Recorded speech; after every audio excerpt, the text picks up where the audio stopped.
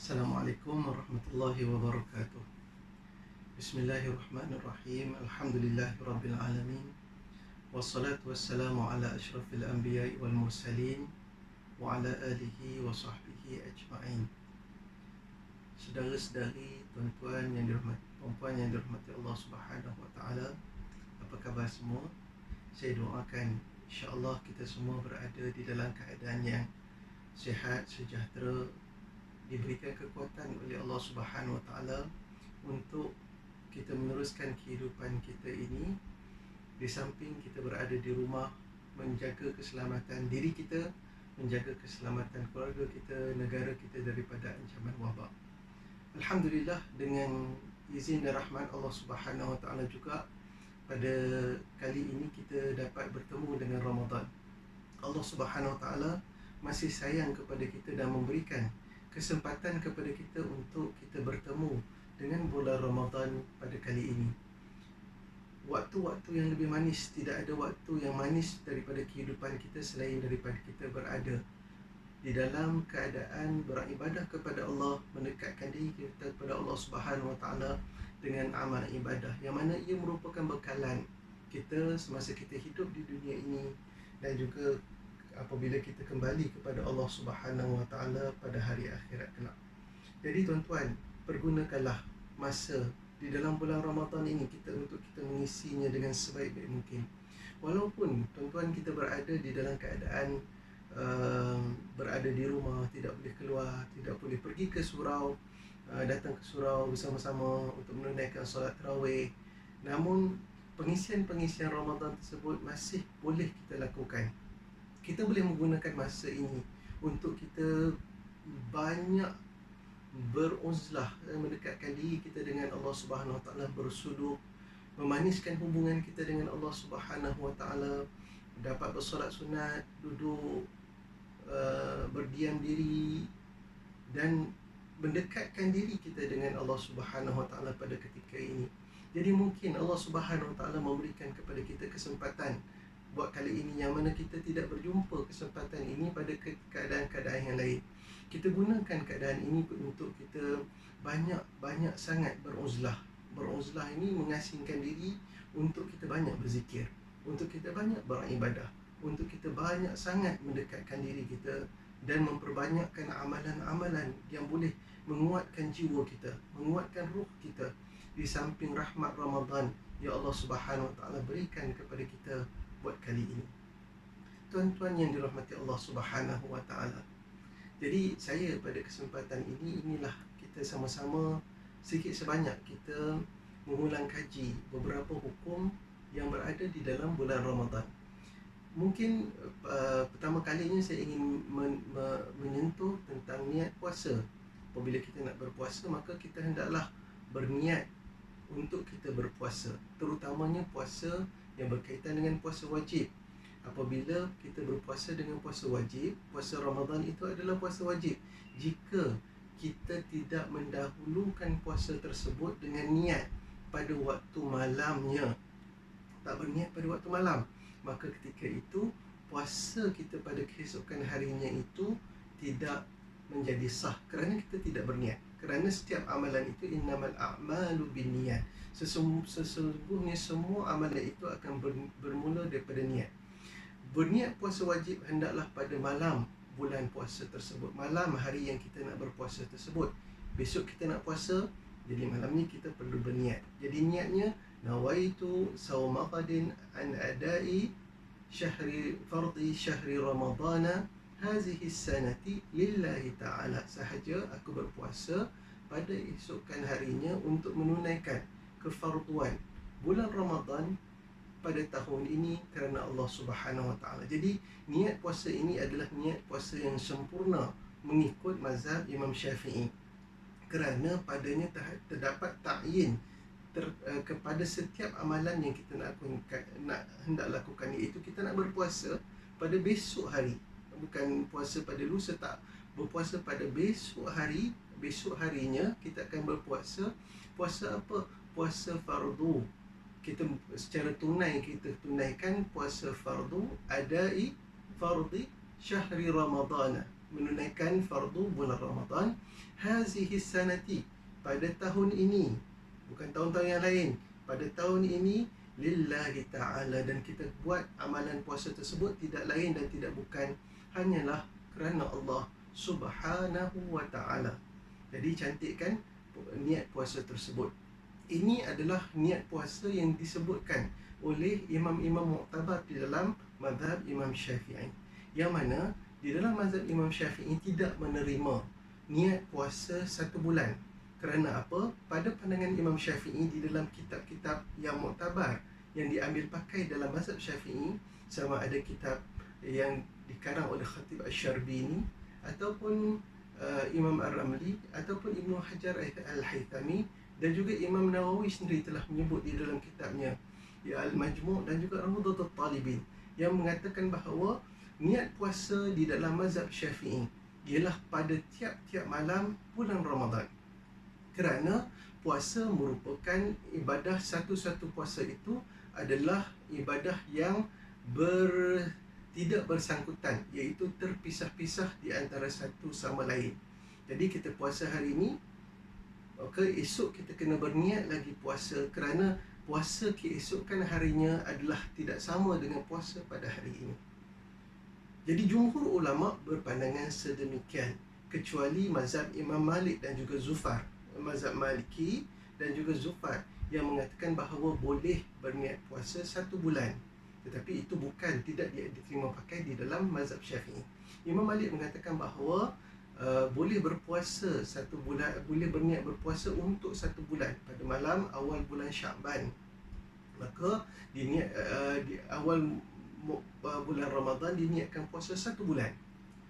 Aku akan berpuasa Ramadan untuk 1 bulan. Kita niat puasa begitu.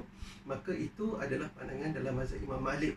Imam Malik mengatakan demikian kerana dia mengatakan bahawa dia seumpama ibadat haji yang 1 kali niat saja boleh merangkumi semua ibadah. Maka Imam Syafi'i kata tidak, kerana puasa, kalau puasa batal hari ini, dia tidak membatalkan puasa pada hari esoknya. Tetapi kalau haji, walaupun amal ibadahnya terpisah-pisah, tetapi sekiranya batal, dia akan membatalkan semua amal ibadah tersebut. Jadi bagi pandangan Imam Syafi'i, sekiranya kita berniat puasa 1 bulan, 1 hari kita terbatal puasa, maksudnya kita kena qada balik puasa 1 bulan dalam pandangan, kalau mengikut kiasnya begitu. Kerana kita telah berniat 1 bulan dan kita tidak menyempurnakan niat ataupun tidak menyempurnakan apa yang kita niat tersebut. Jadi kita kena letakkan di dalam pemikiran kita, dalam hati kita, kita haruslah berniat pada setiap malam ketika mana kita nak mengerjakan puasa tersebut mengikut mazhab Imam Syafi'i. Okey. Kita pergi pula kepada tuan-tuan, kepada perkara-perkara yang boleh membatalkan puasa. Perkara-perkara yang boleh membatalkan puasa itu tak ada 7 perkara. Yang pertama sekali, perkara yang boleh membatalkan puasa ialah makan dan minum, sama ada sedikit ataupun banyak. Apabila sekiranya kita makan ataupun minum, sama ada sedikit ataupun banyak pada siang hari bulan puasa, kita niat tapi kita makan, maka ia boleh membatalkan puasa kita. Yang kedua, sekiranya termasuk sesuatu ain. Ain ni satu benda, apa saja benda kepada anggota tengah badan. Ruang tengah, maksudnya masuk ke dalam rongga melalui laluan yang terbuka. Apakah laluan yang terbuka? Hidung, kubul dan dubur. Maka sekiranya termasuk sesuatu perkara-perkara ataupun barang-barang, benda-benda fizikal yang boleh terlihat pada mata, maka ia boleh membatalkan puasa. Senang kata, termasuk barang melalui rongga yang terbuka, boleh terbatal puasa tersebut. Ini hukum yang nanti kita akan bincangkan sedikit lagi. Okey, itu yang kedua, masuk barang melalui rongga yang terbuka. Yang ketiga, sengaja muntah. Sengaja kita muntahkan. Muntah tu pula banyak, kita keluarkan muntah tu keluar dengan banyak, dengan sengaja. Maka muntah yang banyak dan sengaja tersebut boleh membatalkan puasa. Perincian nanti kita akan bincangkan, kahak dan sebagainya itu kita akan bincangkan sekejap lagi. Yang seterusnya, yang keempat, persetubuhan, sekiranya berlaku persetubuhan walaupun tidak mengeluarkan mani, bersetubuh, mani tak keluar, adakah ia membatalkan puasa? Ya, puasa itu terbatal. Yang ketiga, sekiranya mengeluarkan air mani dengan sengaja mengeluarkan air mani, maka ia juga boleh membatalkan puasa. Yang keenam, sekiranya seseorang wanita datang haid ataupun nifas. Jadi orang wanita yang kedatangan haid dan nifas, maka mereka tidak boleh berpuasa, haram bagi mereka berpuasa. Jadi datangnya haid ataupun nifas tersebut boleh membatalkan puasa. Dan yang ketujuh adalah gila dan murtad. Sekiranya seseorang itu gila ketika mana dia berpuasa, ataupun dia murtad, dia keluar daripada Islam, maka dia akan terbatallah puasanya tersebut. Jadi saya ulang, 7 benda yang boleh membatalkan puasa. Yang pertama sekali, makan ataupun minum dengan sengaja. Yang kedua, termasuk barang yang fizikal ke dalam rongga terbuka, melalui ke dalam badan melalui rongga yang terbuka, sengaja muntah, bersetubuh, mengeluarkan mani, datang darah haid ataupun nifas, gila ataupun murtad. Itu 7 perkara yang boleh membatalkan puasa. Okey. Tetapi di sana ada perkara-perkara yang apabila dibuat ia tidak membatalkan puasa. Contohnya tuan-tuan ialah makan tanpa sengaja, dia termakan, dia tak ingat dia puasa. Selalunya ini kerap kali berlaku di awal-awal Ramadan ataupun di awal-awal orang itu berpuasa, dia masih lagi merasakan dirinya dia tak puasa. Maka dia selamba saja, dia buka peti air, dia ambil air, dia minum. Maka tiba-tiba dia teringat dia puasa. Sekiranya berlaku walaupun kenyang, dia lakukan makan tanpa sengaja, maka perbuatannya tersebut tidak membatalkan puasa kerana perbuatan tersebut dilakukan dalam keadaan tidak sengaja. Yang seterusnya, menelan air liur dan kahak tidak membatalkan puasa. Kahak yang keluar tidak sampai ke hadapan, dia hanya di pangkal lidah, termasuklah muntah tadi.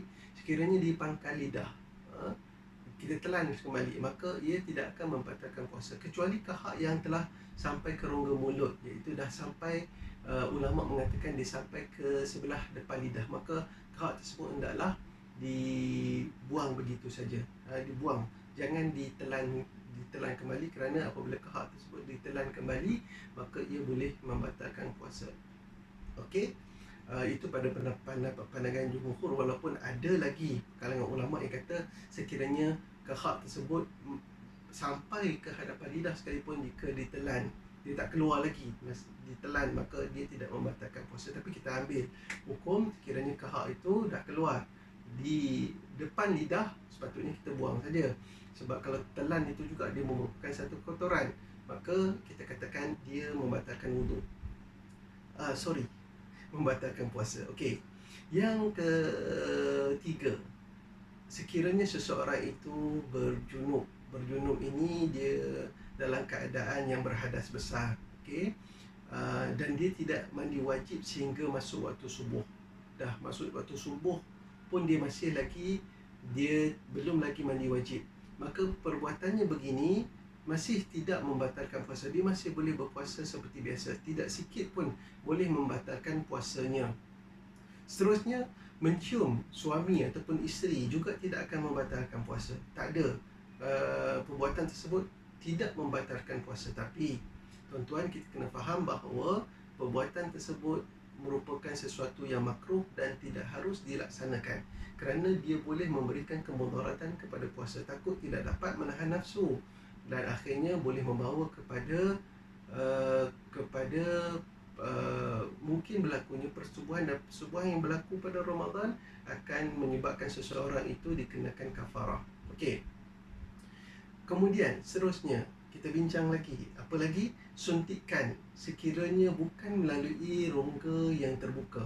Suntikan, sekiranya kita sakit, kita pergi ke klinik, sakit kaki, sakit pinggang dan sebagainya, kita pergi ke klinik dan doktor memberikan suntikan kepada kita. Okey, suntikan yang bukan melalui rongga terbuka, tak masuk melalui mulut, hidung, tidak melalui rongga yang terbuka. Jadi suntikan ini secara umumnya ulama apabila membincangkannya ada dua jenis. Satu suntikan ubat dan satu lagi suntikan untuk makanan seperti glukos dan sebagainya. Sekiranya suntikan itu berbentuk ubat seperti vaksin, ubat tahan sakit, maka suntikan yang berupa ubat ini tidak akan membatalkan puasa. Namun sekiranya suntikan itu adalah suntikan glukos, sekiranya dia diperlukan ketika mana kecemasan ada dibincangkan di kalangan ulama-ulama, maka ulama-ulama terkini mengatakan bahawa sekiranya itu diperlukan untuk tujuan kecemasan, maka ia tidak akan membatalkan puasa. Namun sekiranya dia adalah untuk melarikan diri dan untuk mengenyangkan, dia hanya untuk mengenyangkan, pergi minta, dia terlalu lemah, dia minta supaya diinjek glukos untuk dia lebih kuat, maka ia boleh membatalkan puasa. Okey ya tuan-tuan. Kemudian kita pergi lagi.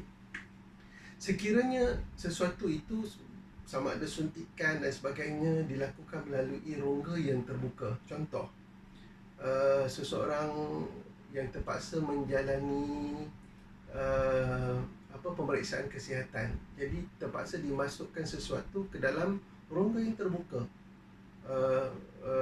Contohnya, masukkan alat ke dalam kemaluan dubur untuk pemeriksaan. Adakah ia boleh membatalkan puasa? Maka kebanyakan ulama terkini yang dibincangkan di dalam mazhab fiqh mengatakan bahawa sekiranya ada keperluan dimasukkan sesuatu alat ke dalam rongga yang terbuka, kemudian dia mengeluarkan kembali alat tersebut, maka ia tidak membatalkan puasa kerana ada keperluan untuk itu dan tak masuk pun ke perut dan tidak mengenyangkan. Tapi sekiranya sengaja-sengaja dibuat, contohnya memasukkan jari ke dalam kemaluan untuk tujuan rasa keenakan dan sebagainya, untuk tujuan nafsu dan sebagainya, maka pastinya ia membatalkan. Sekiranya sengaja, sekiranya tidak ada keperluan, maka ia pastinya membatalkan. Jadi ini cerita tentang sesuatu yang dimasukkan melalui rongga yang terbuka. Jadi tak boleh memasukkan sesuatu kecuali diperlukan untuk tujuan pemeriksaan kesihatan, dan sekiranya dimasukkan dan dikeluarkan kembali, tidak ditinggalkan, maka ia tidak akan membatalkan puasa. Inhaler iaitu satu semburan yang digunakan ketika mana seseorang itu berada dalam keadaan susah bernafas, asma. Ia juga tidak membatalkan puasa kerana keperluan pesakit terhadap pernafasan. Kalau dia tak pakai itu, dia boleh ada masalah pernafasan yang boleh hingga boleh menyebabkan kemudaratan pada diri seseorang tersebut. Dan penggunaan inhaler tersebut juga bukanlah kerana nafsu lapar, dia bukan guna untuk nafsunya, dia adalah sesuatu yang merupakan keperluan kepada penyakitnya. Maka kebanyakan pandangan ulama mengatakan bahawa ia tidak membatalkan puasa. Okey, boleh tuan-tuan. Kemudian kita pergi lagi. Darah yang keluar daripada tubuh, sekiranya kita luka, apa-apa kita berbekam juga tidak membatalkan puasa. Kalau berbekam, darah yang keluar terlalu banyak boleh melemahkan, maka itu makruh. Tapi secara umumnya, darah yang keluar daripada tubuh tidak membatalkan puasa.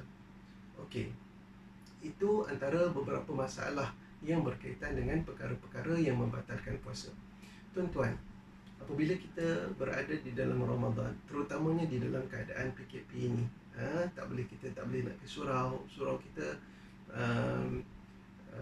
kita dengar azan, tetapi kita rasa macam nak pergi tarawih, tak pernah lagi. Ramadan kita tak pergi tarawih, maka kita masih lagi boleh mengisi Ramadan. Tidak ada limitation, tidak ada had untuk kita melakukan pengisian Ramadan kita. Kita boleh mengisi Ramadan kita dengan sedekah. Sedekah adalah sesuatu, sekiranya berlaku di dalam bulan Ramadan, ia adalah satu benda yang sangat mulia. Kemudian kita boleh melakukan tarawih, bersama-sama dengan keluarga. Kan, selepas Isyak tapi jangan kita bermula dengan solat jemaah dahululah tuan-tuan. Kita bersolat jemaah, solat subuh berjemaah, solat zuhur berjemaah, solat asar berjemaah, maghrib berjemaah, isyak berjemaah. Selepas solat isyak berjemaah, sama-samalah kita isikannya dengan solat tarawih. InsyaAllah kita bermula solat tarawih ni tuan-tuan. Saudara-saudari sekalian, kita akan bermula sama-sama dengan ahli keluarga. Kalau tak reti selawat, tak payah selawat pun tak apa. Tak ingat nak baca doa yang bacaan-bacaan yang panjang, bacaan-bacaan yang pendek pun tak apa. Tidak menjadi masalah asalkan kita solat tarawih. Siapa yang mampu untuk solat tarawih sebanyak 20 rakaat, alhamdulillah boleh melakukan solat tarawih sebanyak 20 rakaat. Siapa yang tak mampu, sekiranya boleh buat 8 rakaat pun alhamdulillah. Dan jangan lupa tutupkannya dengan 3 rakaat solat witir. Jangan lupa itu. Boleh kita rujuk macam mana kita nak solat tarawih. Tak perlu diberatkan. Apa bacaan yang kita mampu, kita baca. Apa bacaan yang kita mampu, kita baca. Tak mampu nak berselawat, okey. Kalau mampu, ajar anak-anak yang boleh berselawat. Kita berikan kepada dia panduan untuk dia berselawat, dan kita sama-sama, insya-Allah, suasana itu akan jadi suasana yang cukup indah di dalam kehidupan kita, tuan-tuan. Kita cuma kita buat. Jangan kita lupa juga kita isikannya dengan baca Quran. Masa kita banyak yang lapang. Jangan kita penuhkannya dengan tidur, penuhkannya dengan Al-Quran. Kerana bulan Ramadan adalah bulan yang diturunkan padanya Al-Quran. Tuan-tuan, kita ada masa yang banyak untuk kita berzikir dan bersuluk. Duduk, ada tempat khas, stesen khas untuk kita beribadah. Duduklah di atas sejadah, berzikirlah, dekatkan diri kita dengan Allah. Masa inilah untuk kita dekatkan diri kita dengan Allah Subhanahu Wa Taala, kerana kita nak berbual perkara-perkara yang tidak yang sia-sia. Mungkin kesempatan itu agak terhad. Gunakan ruang kesempatan yang lapang ini untuk kita banyak berzikir kepada Allah Subhanahu Wa Taala. Dan juga kita belajar untuk kita makan sedikit di bulan Ramadan. Bulan Ramadan bukan bulan yang untuk kita penuhkan diri kita dengan makanan, tetapi bulan Ramadan ialah bulan yang kita belajar untuk berlapar. Okey, itu saja, insya-Allah sekadar peringatan dan tazkirah saya untuk saudara-saudari sekalian pada kali ini. InsyaAllah, mudah-mudahan sekiranya ada perkara yang baik itu yang dapat kita kongsi yang bersama, ia adalah daripada Allah Subhanahu Wa Taala. Sebarang kesilapan tutur kata dan sebagainya itu adalah memang daripada kelemahan diri saya sendiri sebagai seorang hamba Allah Subhanahu Wa Taala yang amat lemah. Saya juga mohon maaf sekiranya ada kesalahan saya kepada tuan-tuan sekalian.